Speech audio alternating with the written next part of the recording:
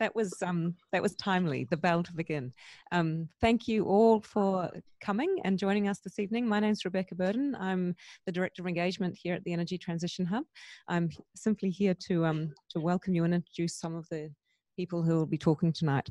But we'd like to begin by acknowledging that we work and meet on the traditional lands of the Wurundjeri people of the Kulin Nation and paying our respects to elders past and present. So this evening we have, the focus of the evening is very much on hearing about the German energy transition from some of our German colleagues. But before we do that, we're going to have Professor Ross Garnaut, who's the chair of our international board, say a few short remarks. Ross really needs no introduction. He's been a very significant figure in pretty much every sphere of life in Australia. And it's a great honour to have him here to talk tonight. Usually we like to hear from him for a long time, but unfortunately we only have a few minutes from him this evening. Falko Ueckerdt will be the chair this evening. He's the managing director of the Energy Transition Hub in Germany, and Simon Holmes is a senior advisor to the Energy Transition Hub here in Melbourne, and he will end the session by pulling together some reflections on what all of the German experience that we hear about might provide by way of insight for the Australian transition that we're in the middle of. So in order to not take any more time, I'll pass you on now to Falko. Welcome also from my side. It's very exciting and a pleasure to being here. And what we're trying here has never been tried before. We are squeezing 8 speakers into 1 hour, and that's why I will hand over to Ross. Before then, later I will introduce the speakers that we brought from Germany to give you some different perspectives on the German energy transition. But Ross, first to you. Thank you, Falko, and thank you, Rebecca. Just a few introductory remarks. I'm in Western Australia in a series of meetings about West Australia's energy transition. In some ways similar to, some ways different from the rest of Australia's. Right through Australia, we have some discordant realities. Australia is the best placed of all the developed countries in the quality of its renewable energy resources. And if its policy framework is designed to support and facilitate and accelerate the energy transition, we should have the lowest cost electricity in the developed world. But dysfunctional policy, incoherent policy going back a number of years, but reaching its greatest heights in recent times, has meant that it hasn't been easy to make the best use of this extraordinary endowment. Despite poor policy, a lot is actually happening. There are still remnants from a period when we had better policy. Back in 2011, the Gils government legislated a set of policy developments that provided a good framework for climate mitigation and energy transition.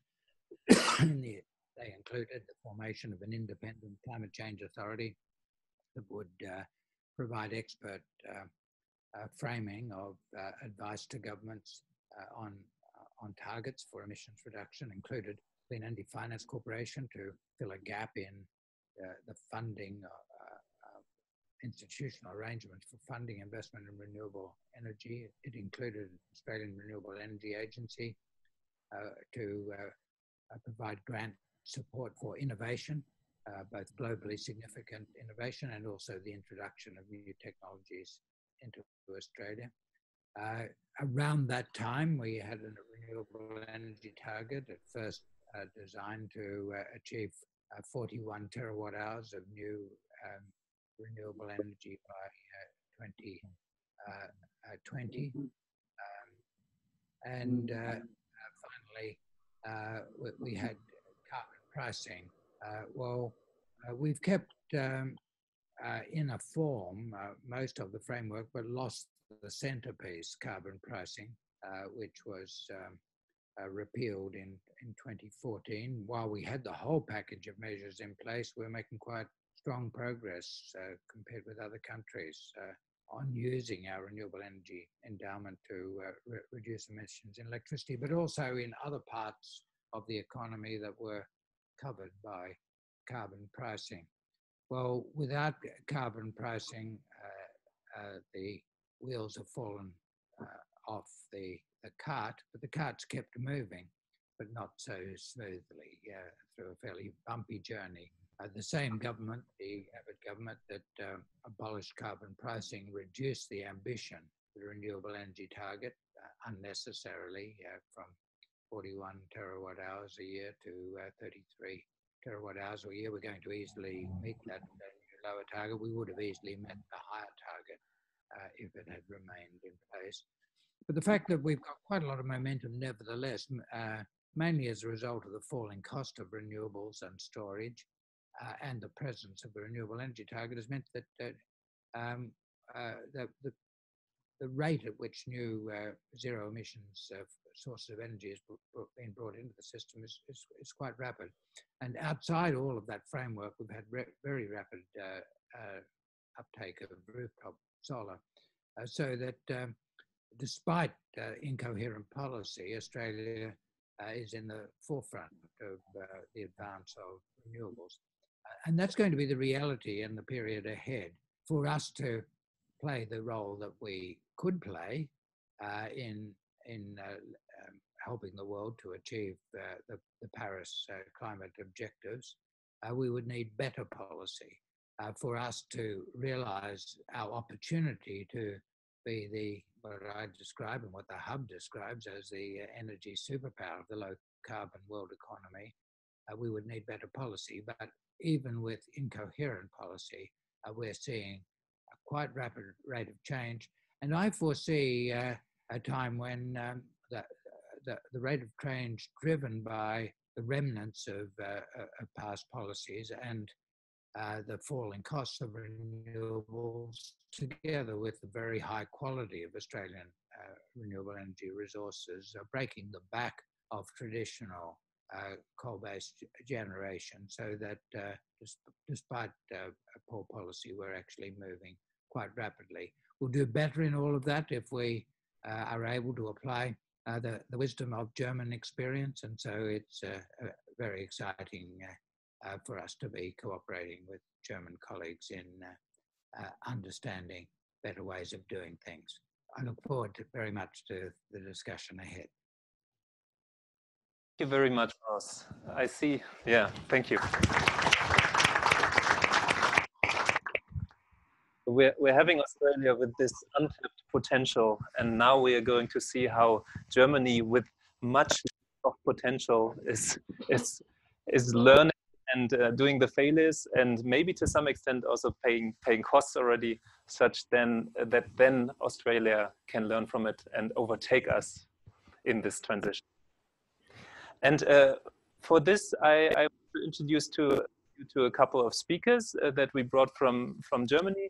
So we are the Energy Transition Hub. That's 12 institutions, 6 in Australia, 6 in Germany. And right now we are having a symposium here, lots of project meetings on our work. And we decided to share some insights of that. So I introduce Dr. Gunnar Luderer. He's heading a group at the Potsdam Institute for Climate Impact Research. He will give us a global perspective on the requirements of emissions reductions that are in line with the Paris Agreement. Then we will have Dr. Kallies. She's German, but she's located here. So she's the bridge, basically. So she's a lecturer, senior scientist in law at RMIT, and she gives us the legal perspective on the German energy transition. Then we have Silvia Maddedu. She's also at PIC, at the Potsdam Institute for Climate Impact Research. She dives deeper into the industry sector and therein in the electrification potential. And then we have Hans Christian Gils, Dr. Hans Christian Gils. He's from the German Aerospace Center.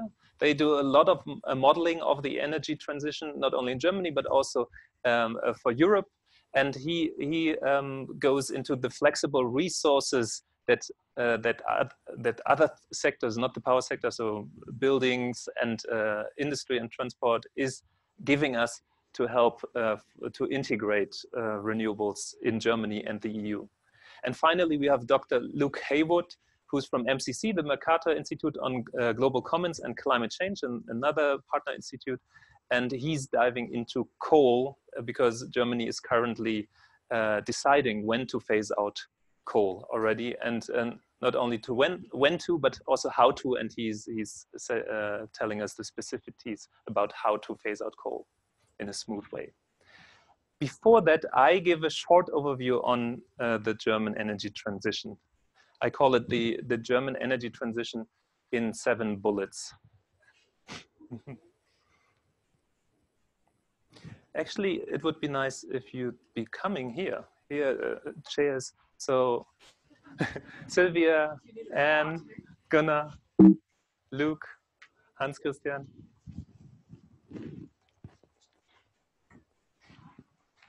And we try to have crisp input here such that you can also ask questions. We have a little time in between, and then hopefully some minutes at the end as well.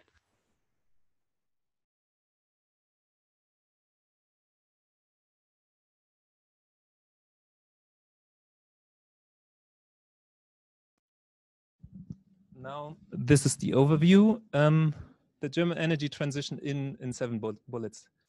First bullet, as you might know, we're making room for renewables. So we have Germany is phasing out nuclear power. It's decided, it had been on and off before the decision, but after Fukushima, we decided to phase it out by 2022.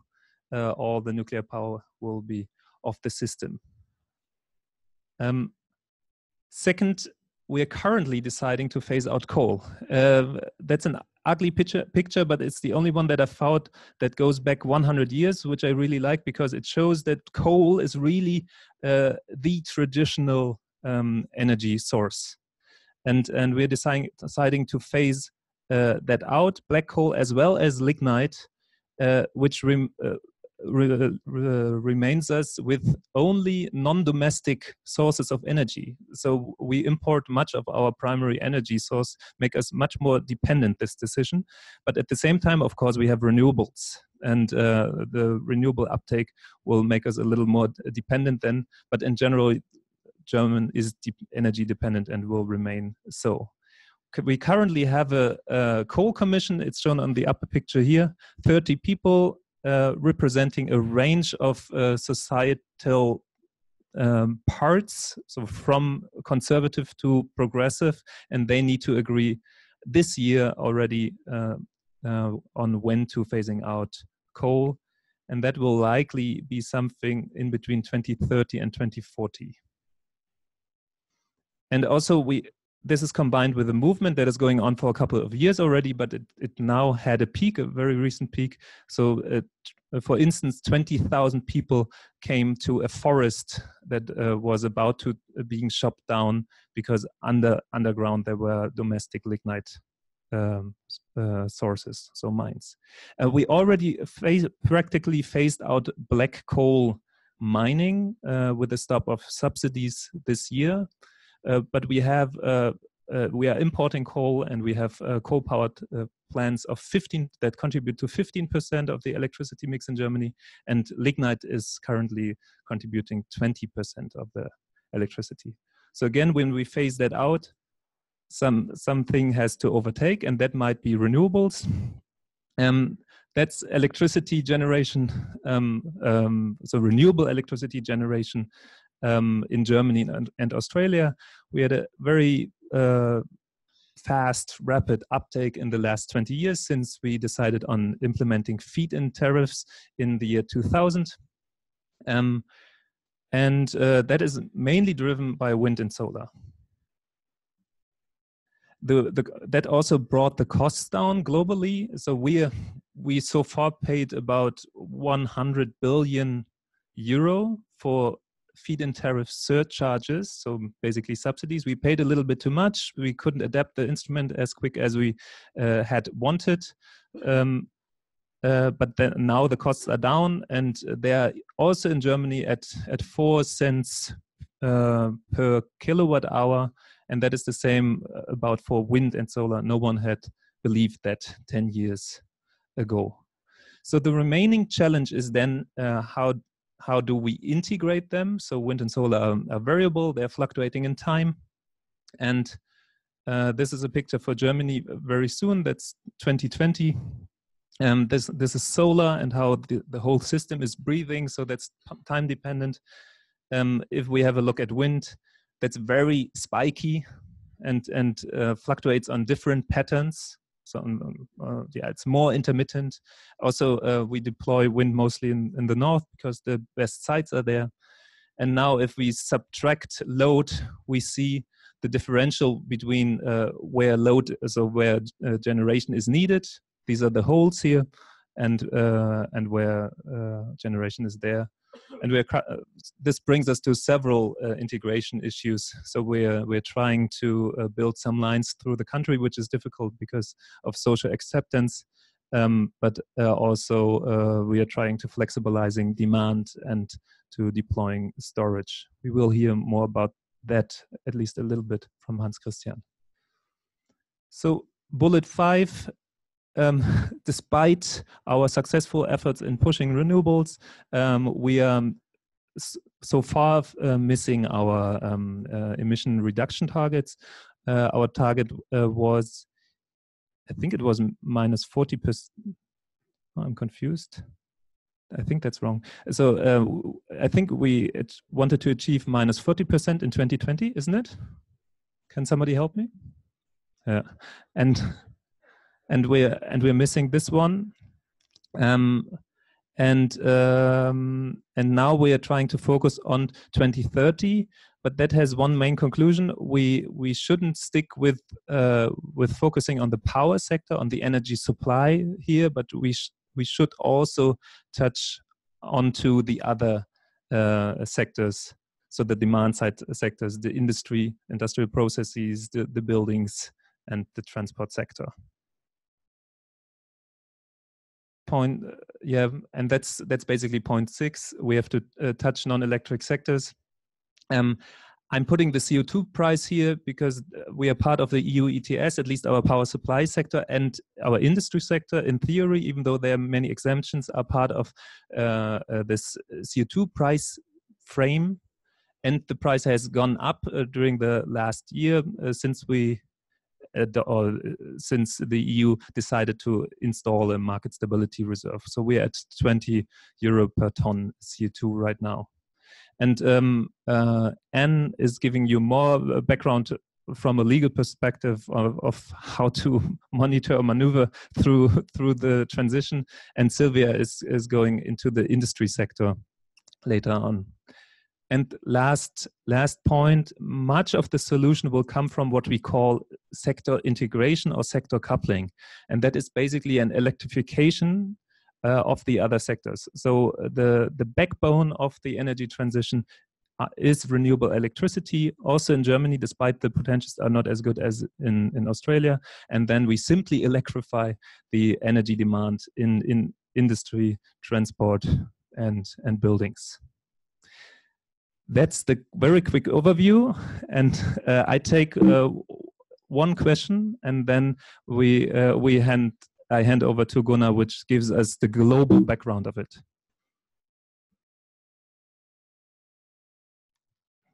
Okay, so we discuss afterwards then.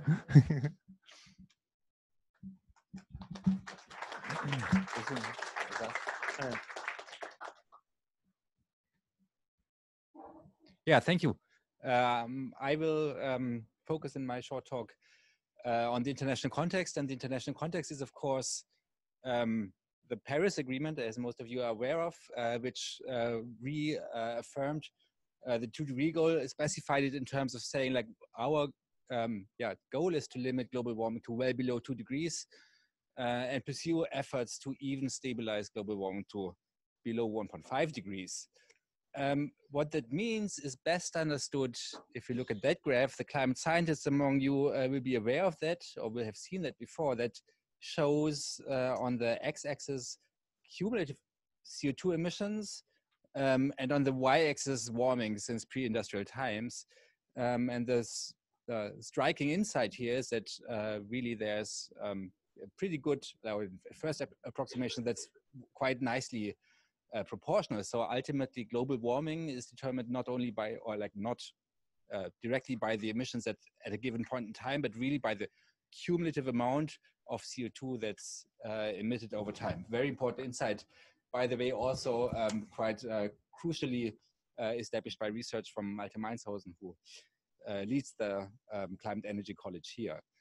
The important implications are, first, that for any kind of climate target, and in particular these Paris targets, there's a finite residual amount of CO2 that we can still emit, and that's going to be around 1,000 gigatons for well below 2 degrees stabilizations, and about 500 gigatons for 1.5 degrees. Don't put me on the spot for the precise numbers. They are highly uncertain, but what is not uncertain is this overall finiteness of the carbon budget, which then also means to stabilize climate, what we need is to get to zero emissions in not so long time. So long term, we have to be at zero emissions, otherwise temperatures will continue to increase.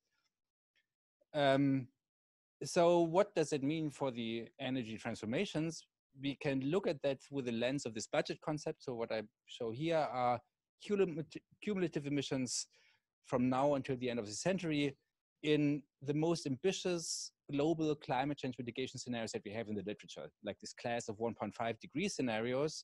And then we can look sector by sector what's going on. So the first and very prominently discussed sector is, of course, electricity supply.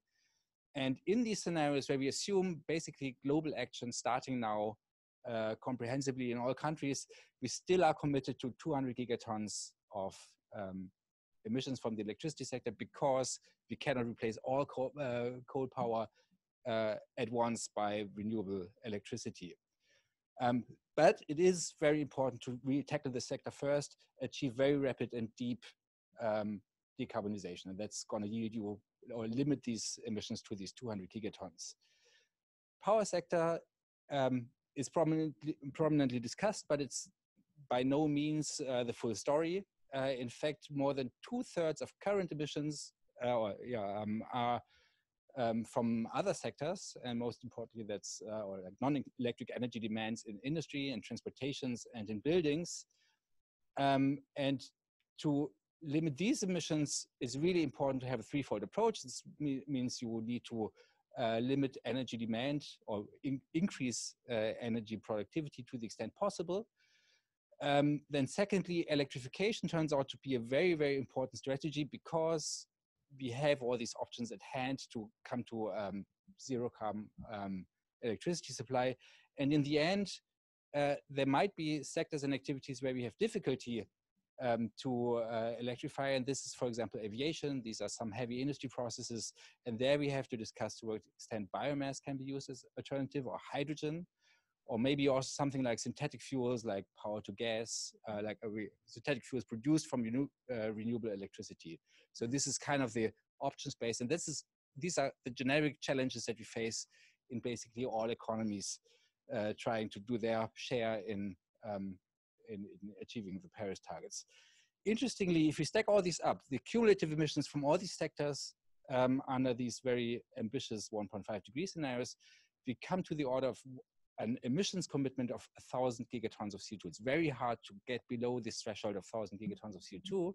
And that means we need some degree of negative emissions offsetting these 1,000 gigatons to go back into this range compatible with the 1.5 degree target. And that's why biomass with CCS, that's an option that's prominently discussed, or the land sector as a potential sink, plays an important role.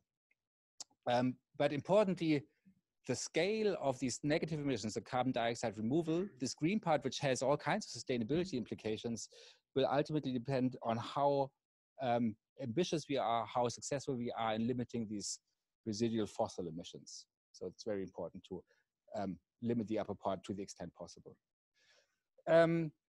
One thing that I want to highlight is this amount of residual emissions that we are committed to very much depends on timing, on the time at which we as a global community, as individual countries as well, start departing from a baseline trajectory towards a low carbon scenario. So this is where what we should have done start from the 2010 perspective to get to a 2-degree pathway. That's a solid black line going here. Of course, that hasn't happened. The Copenhagen Climate Conference 2009 was pretty unsuccessful.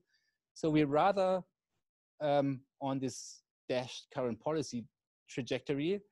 And what it means in terms of climate policy stringency, if you wait for 10 years before you apply the same policies that you would have applied in the black scenario, but only 10 years later, you have strong extra emissions. And that's not only because of these emissions between 2010 and 2020, but also because the system is not prepared.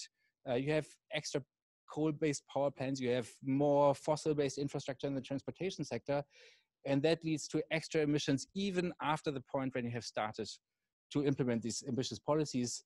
It looks even more dramatic if you now look, let me see, that doesn't work.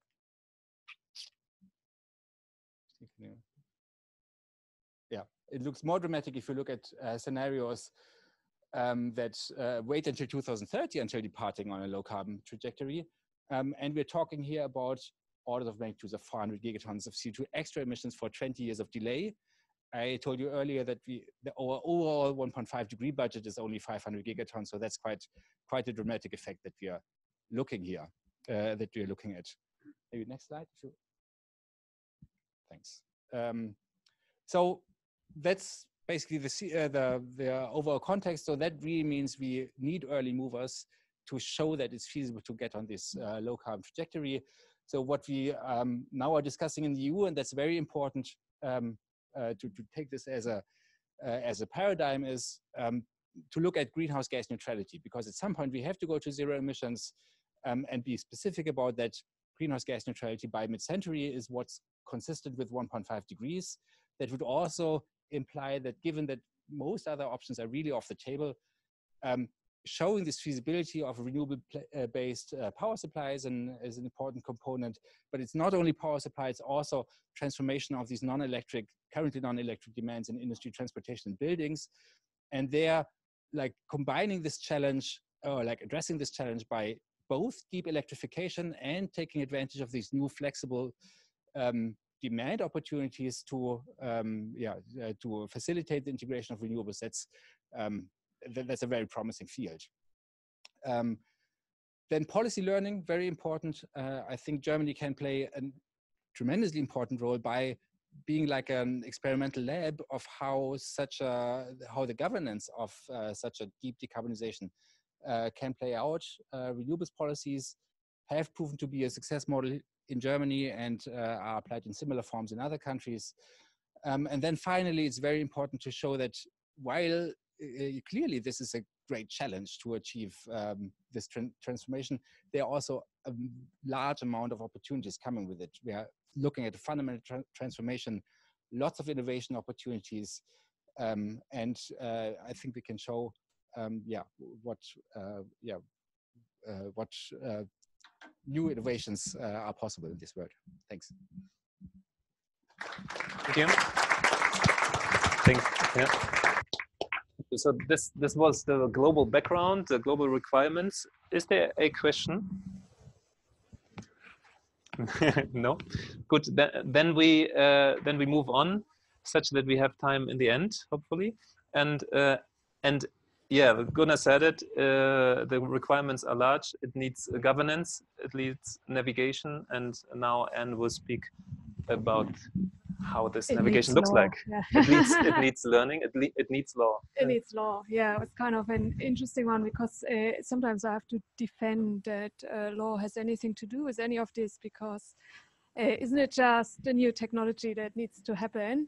But law actually has an incredibly important role to play in being opening up spaces for energy transitions, or actually closing them. And we heard about carbon lock-in before, and the legal system and the settings that have been built around our energy systems are actually quite hard to dislodge. And you have to make a concerted effort to not only think about changing technology, but also change the settings, the regulatory settings for markets and for the energy system overall in order to facilitate transitions. So can we go one down? I'm trying to be super short. I can endlessly talk about the different reforms and feed-in tariffs and changes and targets and so on.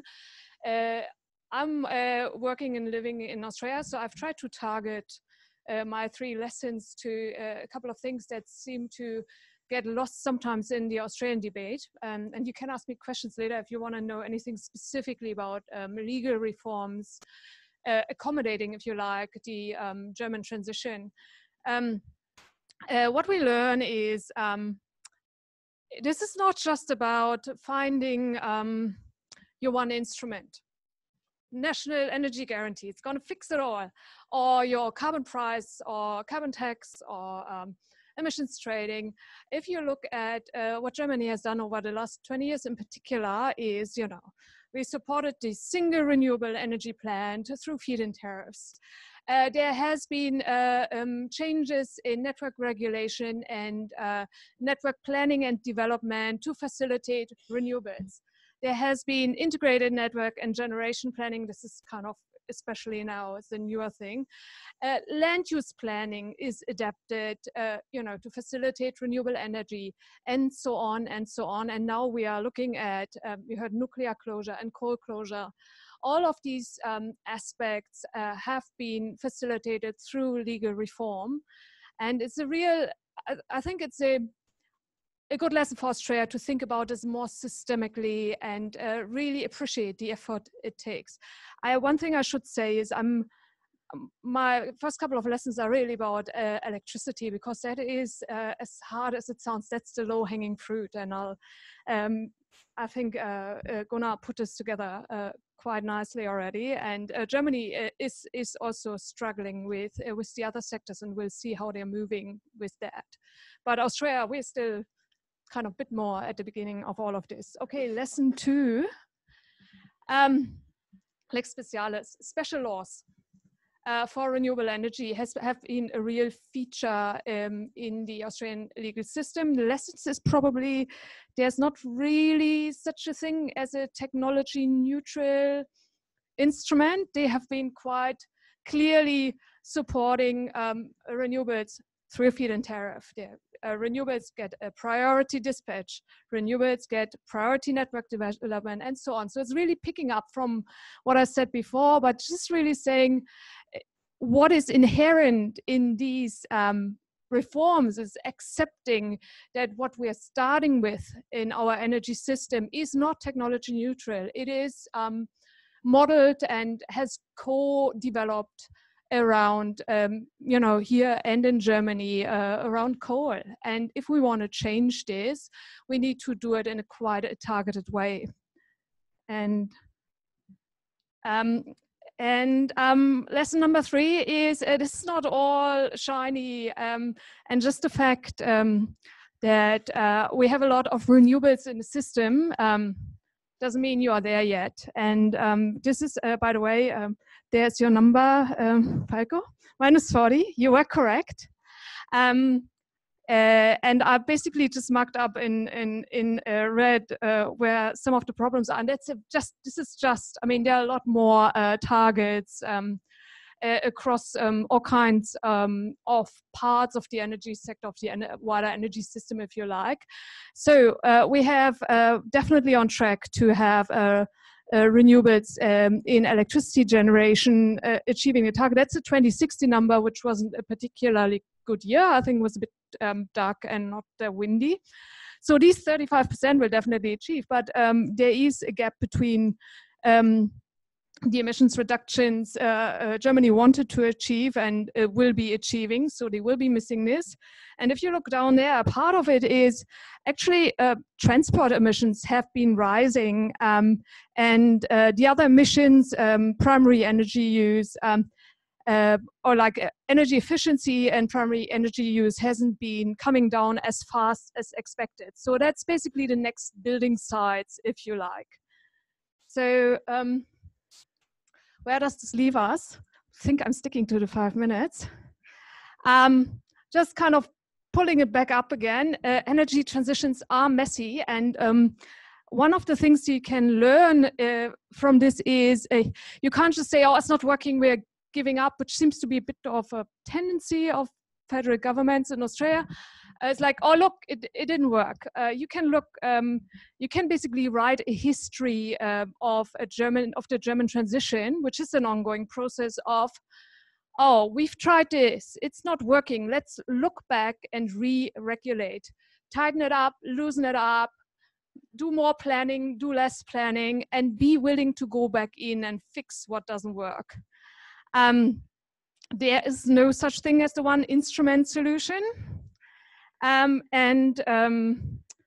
They do require ambition and willingness to experiment, and that's going to be possibly be a hard lesson to learn for Australia. So what has stayed fairly stable over 20 years of transition efforts is a commitment to them, and a kind of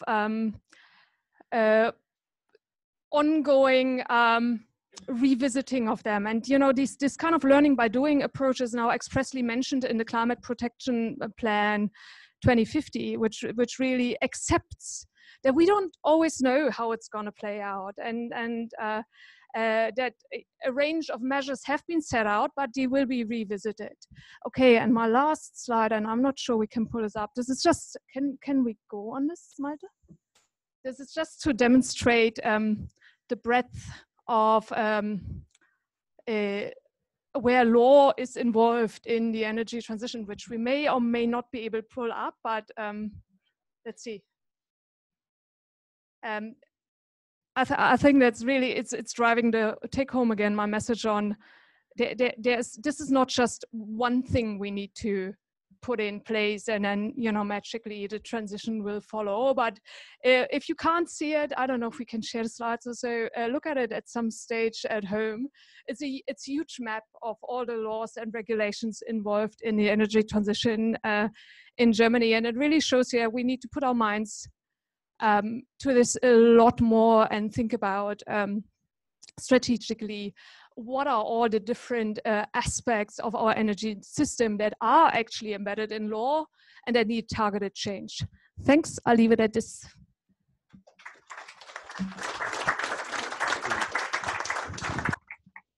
Thank you. I invite one question. Oh, there's a question. You see? Yes. You know, the UK and Germany have been through quite a lot of pain going back in the last 10 years around regulatory change to support energy, particularly wind. Out of all those lessons and what you're looking at, is there anything in particular, if you turn around to Australian regulators, the magic question is, what should we sort out as a priority? If there's one or two key pieces of regulatory framework that would make the difference in Australia not experiencing quite the same pain, what would they be? Thank you. I think energy systems are incredibly individual. It's very much kind of, you know, a homegrown thing what we have here in Australia. So I think the lesson is probably around wind. I think we're not doing badly with that in particular. So I wouldn't you know, hazard a guess, but actually having some binding target embedded in legislation as a starting point, as a checkpoint around renewables, I would find very helpful. And otherwise, generally, and that is not necessarily a legal question, but having a concept or vision that helps future regulators and legislators, but also the public, to look forward where this journey is going, I think is basically what's most sorely missing. Again, this is not really a legal question. I think we need to step out. It's not about having an individual support mechanism. It's about understanding the magnitude and of this challenge, but also the opportunities. And I think it actually starts with some vision, which we haven't really seen much, to put it very carefully. Thank you. With this, I hand over to Silvia. I think, okay, and then, no, that doesn't actually, then Hans Christian. No, it makes sense. That's how I thought about it before. Yeah, that's very good. So, so now the focus is on sector coupling. So how do we make use of this renewable electricity in other sectors? Yeah, thank you. Yeah, in the next 5 minutes, I would like to say a few more words about the sector coupling, sector integration, and in general, the need for flexibility in future energy systems. And so why is this important? It's particularly important in Germany because if you think about the options we have in Germany for power supply with renewable energy, basically what we have is PV and wind. We don't have a lot of biomass, we don't have a lot of hydro, geothermal is also pretty low, and concentrating solar is impossible. So basically we have to rely on fluctuating or variable renewable energy resources. And well, the effect of this, if you consider a system with 70%, 80% of fluctuating resources, is somewhat indicated here. You will end up with a lot of situations where you have a deficit of power generation because you don't have always sun shining and wind blowing, and in other situations you have a lot of surplus of power generation. I think Gunnar already highlighted the importance of the sector integration for the decarbonization of the energy system. I would like to focus a bit more on the importance of flexibility in the energy sector integration. If we just have a brief look at the options for providing flexibility and load balancing, there are those we have been using for quite a while, so adjustable power generation and power storage. But there are also some more ones that are not used so far. For example, demand response in industry or other sectors. So accessing flexibility in the demand there, or also the usage of electricity in other sectors.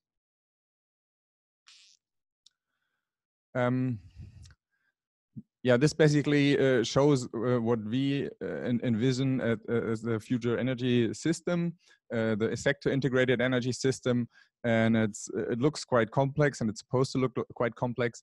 So what's important are basically the linkages between the different sectors.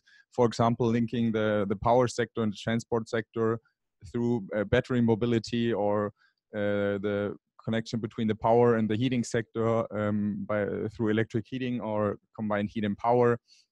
And then, of course, as also mentioned by Gunnar already, the whole aspect of producing fuels, gases, liquid fuels for the transport sector, and also for industry, which is then again linked to the existing gas infrastructure, which might be, at least in Germany, pretty helpful for implementing this.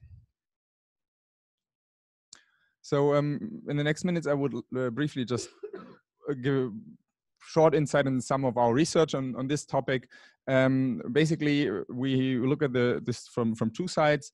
One is indicated here. We have a big macroeconomic energy system model, which we basically use to assess what could be or what is the impact of a flexible or also inflexible energy sector integration. What is the benefit from making this flexible? What are the specific requirements? How to design all the flexibilities within the system? And I will just show some results for 90% supply, which of course I cannot go into all the details. What is interesting here to see, we see the power generation in different scenarios. For Germany in 2050, we have a very high share of intermittent resources, or the purple, and the orange is wind and PV basically, which is almost all of the power generation. And then we fear the balancing. Oh, that's nice. slides. Thanks. This one? Okay. Yeah. So, balancing, and of course we see in a decentralized supply we need a lot more of this, and we also see that the flexibility of electric vehicle charging, of hydrogen electrolyzers, and also in the heat sector is really important. So those numbers indicate that it's really good to invest in these technologies and access the flexibility that might be provided by these technologies. And it also gives you some indication what happens if you don't make the system flexible. It will cost you a lot of more money. You will need more backup power generation because the cars will maybe charge right in the moment you have a lack of electricity. And of course also the curtailment of renewable energy will increase. Thanks. I think I'm running out of time, so just a brief view on the other perspective we have, which is more on the design of the electricity market in the future. If we have a lot of renewable energies, we don't want to have the feed-in tariff forever, and but maybe we also have to think about different instruments in the to have support and design the electricity market. And there we have another model which is applied to answer this question, which is an agent-based model, which includes the actors perspective. So actors in that sense are operators of a wind turbine, for example, or traders of the market and so on. And yeah, basically this is then used to assess how the future market design should be or could be. I think I'll skip this because it's really complicated and just come to the key messages, which basically include the most important information. So well, our research on the energy sector integration and flexibility basically shows that it's really important to access the flexibility that can be implemented in energy sector integration. And this includes everything from battery vehicles to electric heating, hydrogen electrolyzers, methanation or whatever can come beyond that. And it's also really a good complement to power transmission and storage. And we also saw that the current market conditions in Germany are not suited for high renewable energy integration. So we still have to think a lot about how to change this and find other conditions which are better for the refinancing and the integration of renewable energies. Thank you.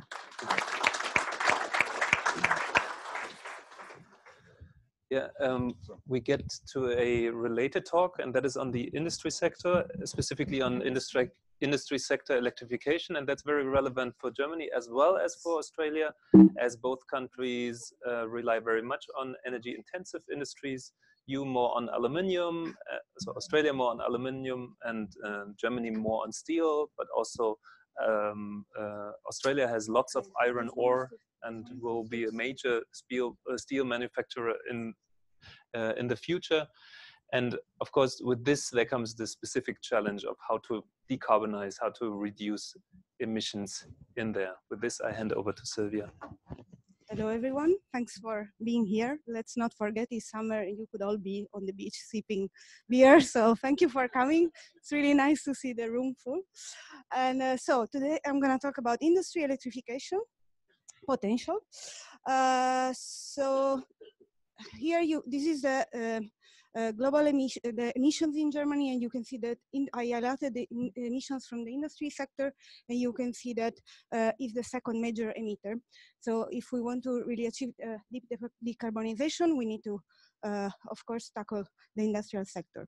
And industry decarbonization is not so easy. In fact, it poses several challenges. Here I selected only some of them, but there are more.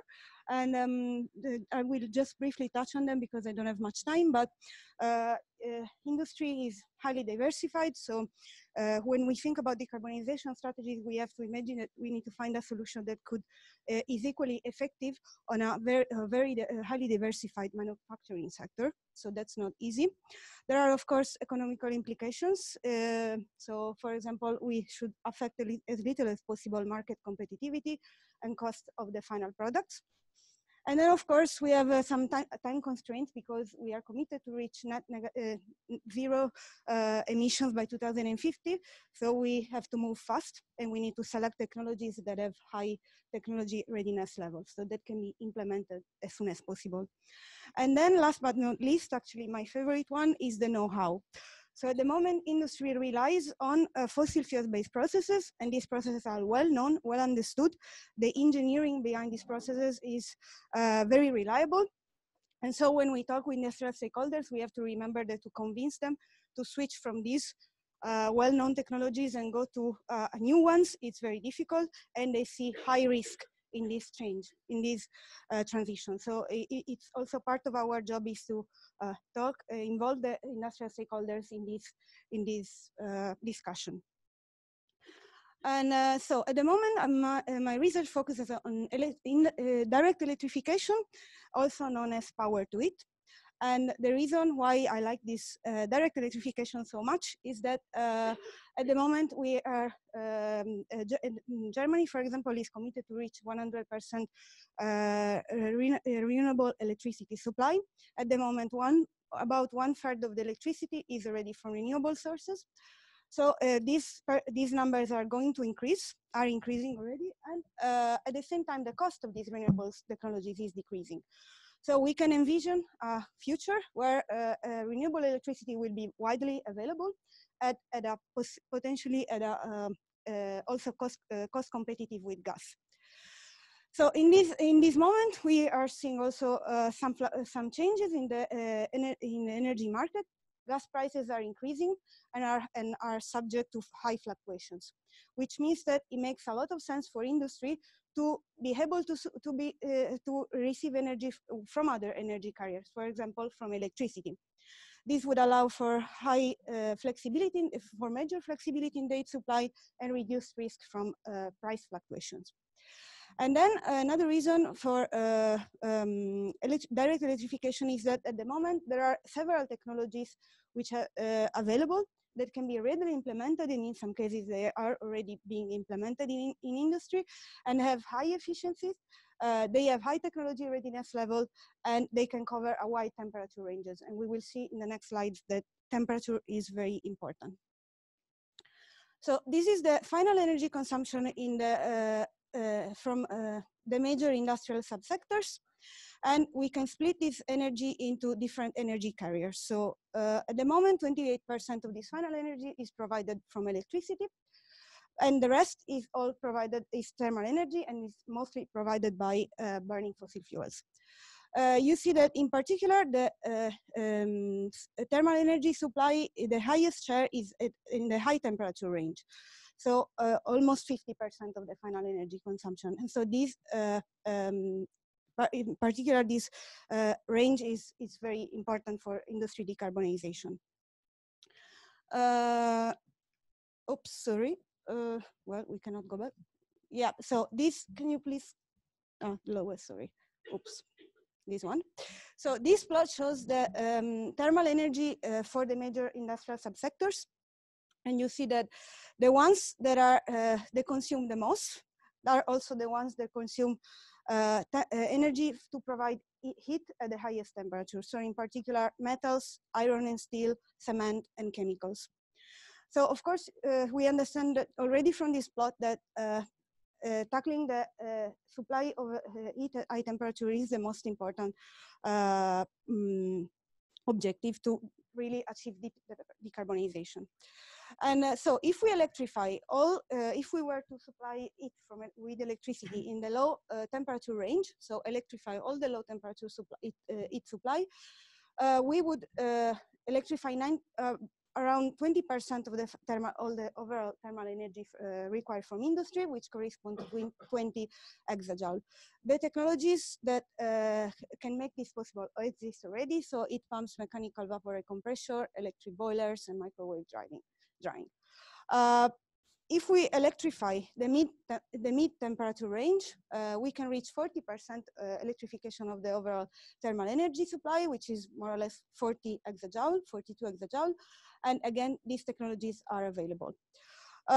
We could also think of electrifying the whole thermal spectrum, so the whole thermal energy required from industry, and reach 100% electrification, covering around 100 exajoule. But in this table, you see that this range is red. This part of the table is red, not only because it corresponds to the high temperature level, but also because these technologies are the most difficult to implement on a large scale and to make to commercialize them along the industrial sector. So it's this is the current challenge, I would say, for industry electrification. Let's see. Thank you. Thank you.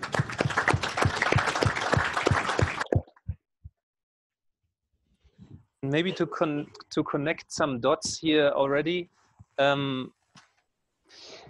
This high temperature industrial process like steel making is very difficult to electrify, and so far we rely very much on coal.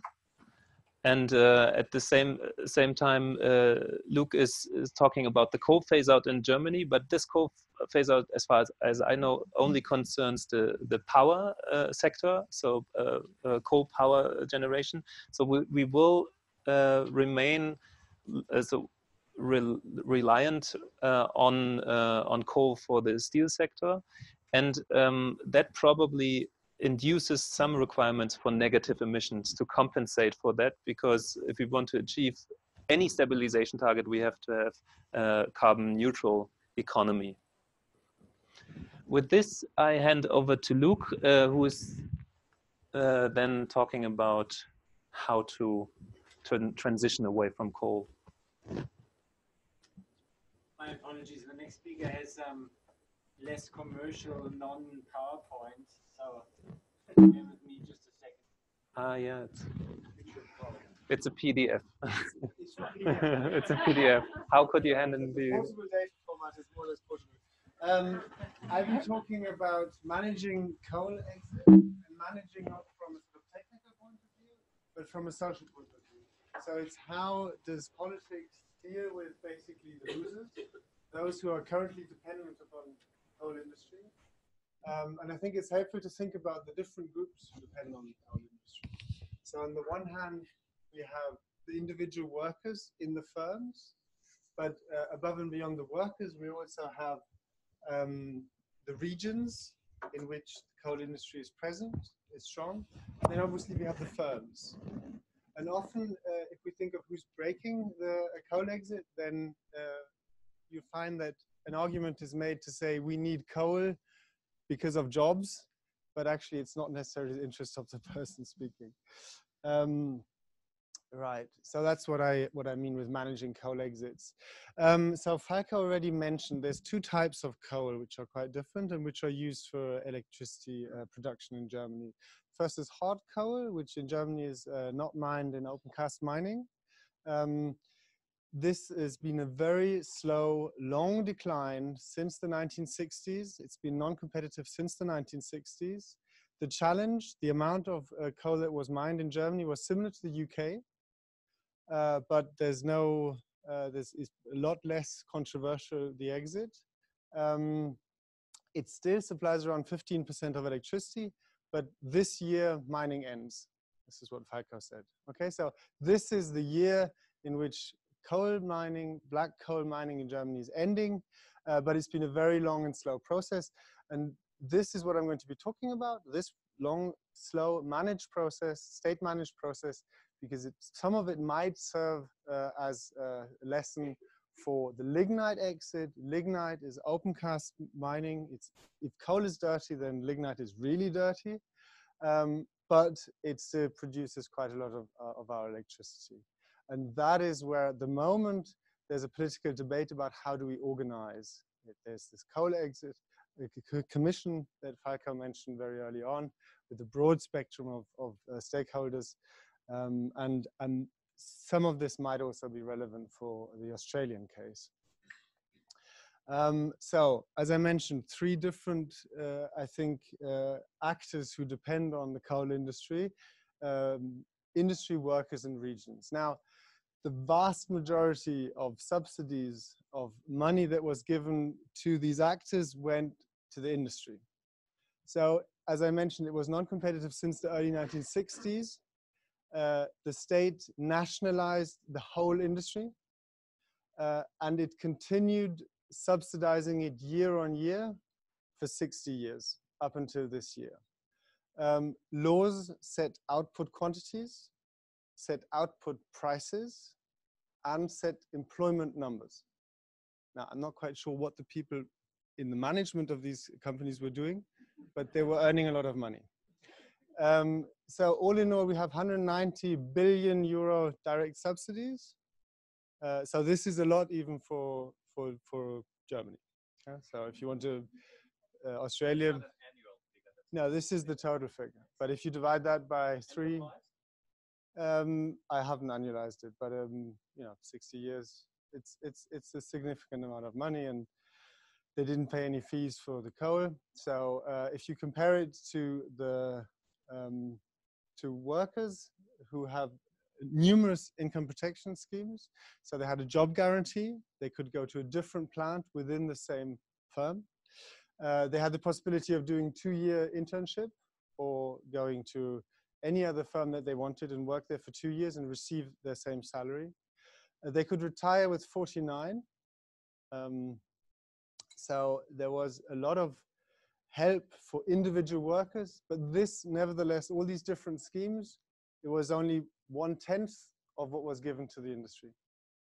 Okay, so I'm suggesting this is not a good idea for at least 2 reasons. For a start, if you did that in Australia with lignite now, you would be subsidizing, you would be giving money to profit-oriented firms. Yes? That wasn't the case there because it was nationalized. But if you were to give subsidies for industry to keep open an uncompetitive industry, which is producing at a high cost, you're transferring money to firms that are going to make profit from it. That wasn't the case here. The other reason is, why did they do this? Well, they did it partly because Germany was interested in energy sovereignty, and the alternative would have been import coal, import oil, or import nuclear. That's not the case now. I think it's clear that the alternatives to subsidizing this industry and producing electricity with this means would be renewables. Okay? And they're also indigenous forms of electricity. Finally, another reason why you might give money to the industry is that you think it's not the individuals that are only affected, but also the regions, and you're worried that there's a negative effect on the regions. There were numerous development funds for regions, and when we look at, and this is what we've been working on, looking at how did different regions develop, the black areas are the ones where we have hard coal. So this is a map of Germany, and this is the brown coal areas, but I'm not going to talk about these. We see that actually the 3 regions which are a little bit smaller in the north and in the south, they did fairly well. We see a convergence of some key indicators like unemployment after 10, 20 years or so. But a very large region here, which has about 5 million inhabitants, but also a region where we have the metal and steel industry very strong, they have very persistent difference in unemployment rates. And when we look into what worked and what didn't work of the region development funds, then we find that attempts to reindustrialize, to move to other types of heavy industry, other types, we don't have other types of mining in Germany. That might be an alternative in Australia. We don't have that. But they tried to go towards other types of heavy industry. That didn't work.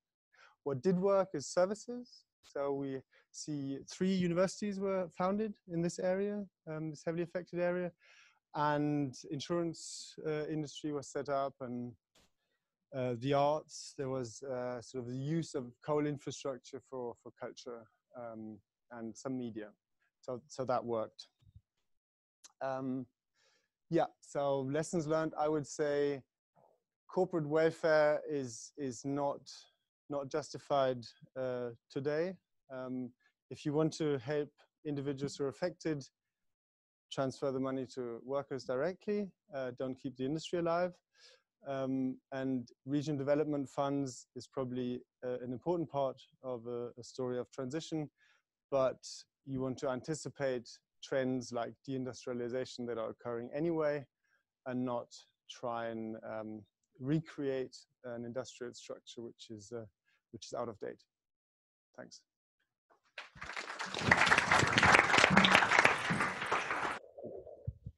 Thank you very much. Yeah, these were our perspectives, different perspectives on the German energy transition. According to the original schedule, we have 5 minutes left. In a minute, I want to invite Simon for the easy task to derive now the learnings for Australia, or more generally, reflections on what was presented. And then I'm happy to exceed the schedule by a few minutes to also address your questions. Simon. Thank you. Malte is going to bring a slide up for me in a second. Wow, in Australia, when you get energy folks getting up and talking, most people preface their presentation with a discussion on politics, and it was amazing, and how disappointing or how vile they are in Australia on energy. And so I was really, really surprised that we didn't have any of that here. There was no talk about the great political struggle or anything that we face. So it's great to see light at the end of the tunnel there. Another thing that really caught my eye was emissions on a downward trajectory in Germany. I'm going to do exactly what I said Australians do. Our government can't even be honest with us that our emissions are increasing. We haven't yet turned the corner. But as we can see, although Germany, they're doing, by our standards, a phenomenal job, but still self-critical that they're not going fast enough. But there is light at the end of the tunnel. And as Ross said early on, despite the policy vacuum, despite the incoherency of our policy, people are getting things done. This chart came up on the board earlier today, and when I first looked at it, I thought, wow, Germany is so far ahead of Australia, and it certainly looks that way.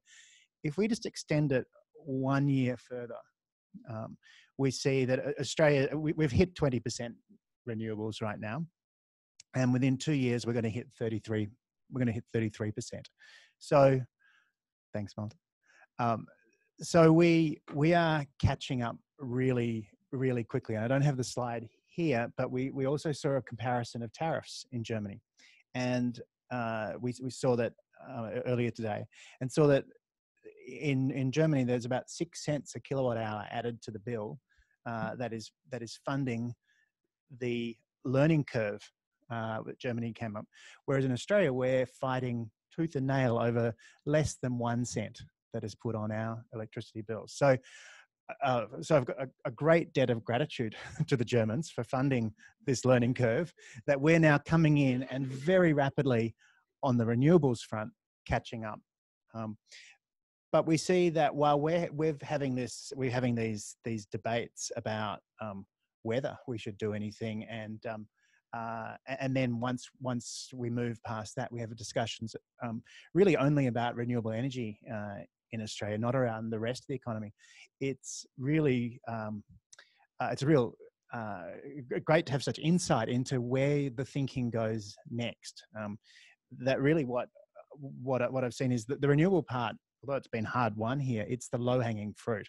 Now, as Falko explained to us, well, I'm paraphrasing here, the first step was relatively easy to insert all the wind and solar, but now comes the more challenging part of how we manage that increasing variability and how we increase the coupling with other sectors. From Gunnar, I took away the learning that there's a real need for early movers, and Germany has been an early mover in not only in the electricity sector, but in this thinking and this advanced thinking of how we couple the sectors. So not only do you need early movers by those who can afford to do so and those who want to take leadership, but also those that do take that leadership are well positioned to seize the opportunities. And that's the discussion we don't have enough in Australia about what are the benefits that we have available to us in a carbon constrained world, and why do we want to push others to be to enter a carbon constrained world? Because we will seize those benefits. We saw Anne talked a bit about targets. We saw that Germany, like Australia, has met their renewable energy targets earlier than expected. And I can't think of a renewable energy target any renewable energy target anywhere that hasn't been met early. We're really good at those, but like everywhere else, Germany has struggled to get movement in the other sectors. One of the learnings I took from Hans Christian's presentation is that as we add other sectors into, as we couple other sectors with the electricity sectors, we gain more demand areas that are more flexible or can be more flexible than electricity, traditional electricity demand. And although the size of the problem gets larger, it becomes or can become easier to manage that variable supply. I think that's a really interesting point that hadn't hit me before. Very interesting with Silvia's presentation to think about the different grades of heat. That the first 20% is pretty easy with the technologies that we have already. The next 20% gets a bit harder, but that last 60% of heat in the industrial sector is going to be a significant challenge. But in that, there'll be a lot of opportunities to solve that. And Germany's thinking about this decades before other economies, and no doubt will be well positioned to be the service or the technology providers to industry in that space. And then, yeah, fascinated. The first time the word politics was mentioned was in the last slide, Luke's. But no, it was not about what's broken with politics, but what problem politics has got to solve. I had no idea that Germany has made big moves to draw an end to the subsidization of its hard coal mining area. One thing when I first became involved in this project and started learning a little bit about Germany's energy transition is just how intractable the coal transition, or how challenging the coal transition is in Germany as it is in Australia, because of the significant number of jobs and the regional importance of the industry to particular regions.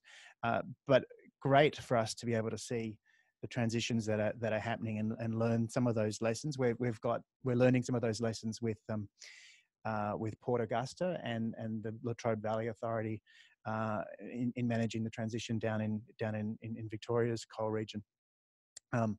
Very interesting, I think, to think that we don't necessarily transition from one energy project to another energy technology, or from one industrial project to another industrial project, that we shouldn't be afraid of deindustrialization or change from industry to services in these regions.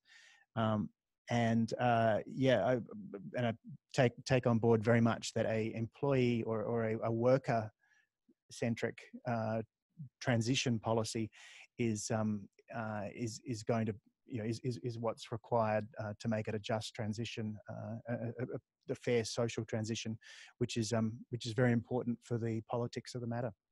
So a lot for us to think about. Fantastic to be in a way just behind Germany's transition on a bunch of things, to be catching up on some things, but hopefully we're in a position to share some of our learnings the other way as we tackle the energy transition together.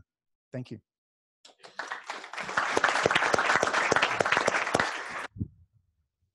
Thank you very much. These were perfect last words already, but still I want to invite some questions and for the next maybe 2 or 3 minutes, if there are any questions.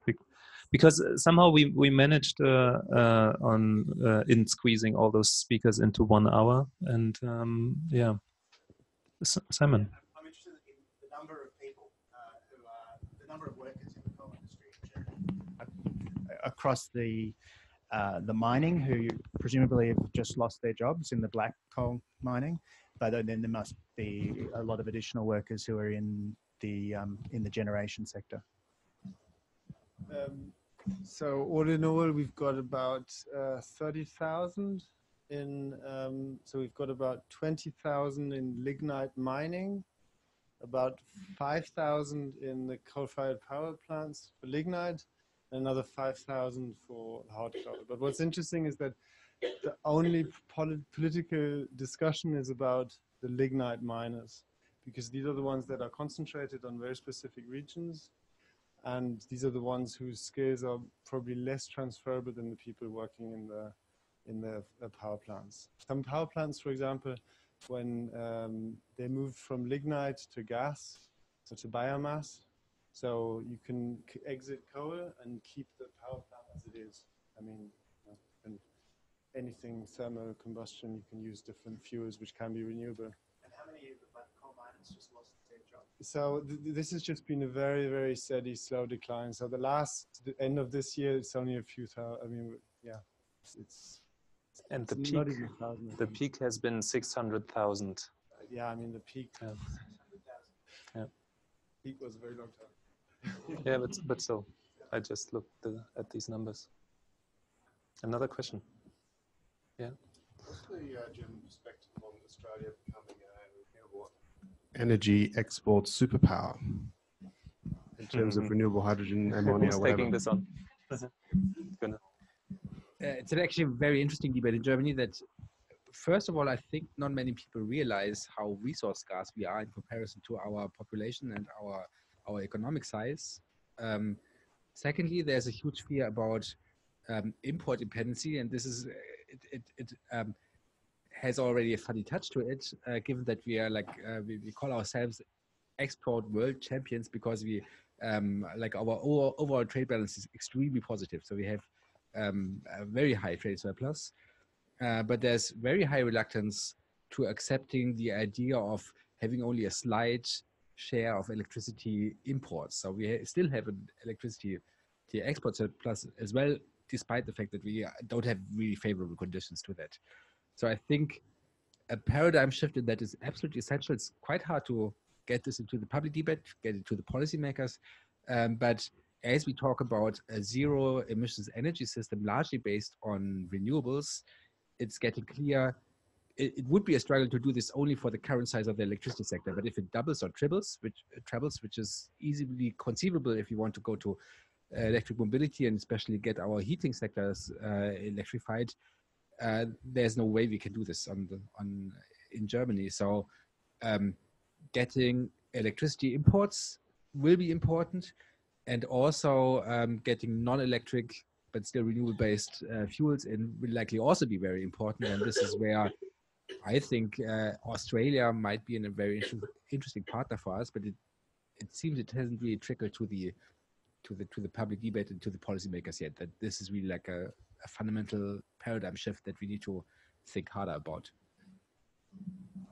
Excuse me, I have a question. How do you want to export power from Australia to Germany? Yes. So in different forms. So that's really, it could be conceivable to export power in power lines, not to Germany, but to Southeast Asia, for example. That's something that we actively discuss in the hub. The next possible form could be in chemical form, so that would be hydrogen or synthetic fuels. You can think about synthetic methane, can also think about synthetic liquid fuels. And then the third way could be what we would call virtual energy, and that's just energy intensive products, materials. So for example, steel, aluminum is extremely energy intensive to produce. There can be, for these basic materials, yes. Yeah, and of course that's also very controversial, this idea of, yeah, but it's also important to acknowledge that a relatively small share of the total economic activity relies in Germany, for example, relies on very energy intensive basic material industries. So if you just take, you know, like the car making industry or like machinery, all these things, if they import the basic materials, then still 95% of the value added or 98% of the value added is in the country. So that's, it really, like, these basic materials don't account for a huge share of our economy. So that's also an interesting thing to see. Where does Germany's iron ore come from? Here we have a webinar going on. Sorry, just a quick follow-up question. Where does the iron ore that Germany uses to manufacture steel come from if you don't have local resources? Not Australia, I hope. Or maybe it is. Does anybody know?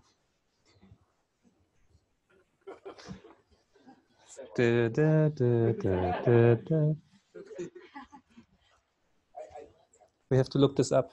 If it does come from Australia, we might as well process it here first to answer the transport. It's important. But yeah, so it's imported. That's what we are saying, but we don't know where it's coming from. Yeah. There was a question in the back. Yeah, I work particularly in the in Gippsland, especially the Latrobe Valley, to look at new renewable energy that replaces the coal industries and energy generation that we've built this state on in many ways. We see enormous prospects for agriculture, for example, with carbon sequestration, and also in waste to energy systems. And I saw one mention of land there, but I haven't seen any explanation of perhaps the other opportunities that Germany sees in agriculture and in waste to energy. And I'm just wondering, from any of the panel, would you like to comment on that? Maybe Hans Christian, if you want.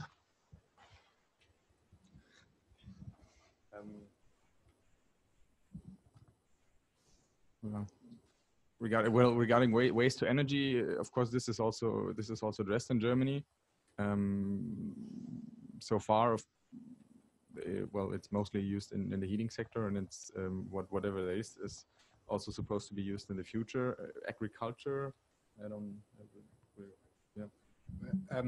Overall, like, our agriculture sector is not as big. Again, it's like just a matter of size versus population, or like to population ratio. In the overall mitigation effort, agriculture has a role to play, because it's not only about CO2 but also CH4 and N2O, and the agriculture is a major sector, so that's important. Bioenergy is very controversial. We have very limited potentials, and actually the different sectors compete heavily for this limited bioenergy potential. So if you ask transport people, they say, oh, we will need it because it's hardest to decarbonize transport. The same answer you will get from the industry folks. So it's oversubscribed, our limited bioenergy potential. So in that sense, it's relatively safe to work on the assumption that it will be very scarce. So overall, I think this land system has a smaller role to play in Germany than elsewhere. Nonetheless, there's also discussion about land-based CO2 sinks, which could be like soil carbon enhancement, these kind of things. Certainly no regret option, but the potentials are not so big compared to the industry emissions that we have in Germany. Okay, one last question. Yes. It's a bit different. I mean, there are significant shifts happening in the German political area. The political scene in Germany is changing in what I think are unwelcome ways. Do they pose any risk to these plans? I'm thinking of the right wing and denialism and all that. Yeah, maybe I take that on. So what you're referring to is that recently we got a new party in the parliament. They're at around 12%. That's a right-wing party. And so I say no. The general answer, so there are no risks to the energy transition. What Germany builds on is very much a very broad consensus that the energy transition should be there, and it's a good thing. the society disagrees on how to move on, at what speed to move on, and what to do with the other sectors. But there's the basis, or the base is really a consensus, and that will not change when governments change. And those right-wing party will not be part of any future government.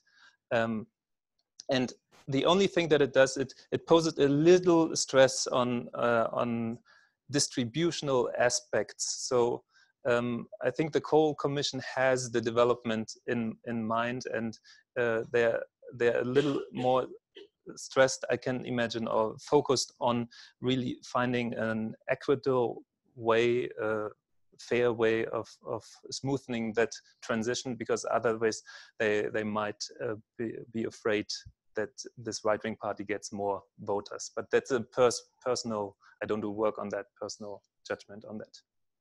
But bottom line is societal consensus about energy transition won't change with governments. Maybe that's a good last word, even though it's coming from me. Okay, with this, let's thank the speakers again. Thank you, a great audience. Thanks for staying so long.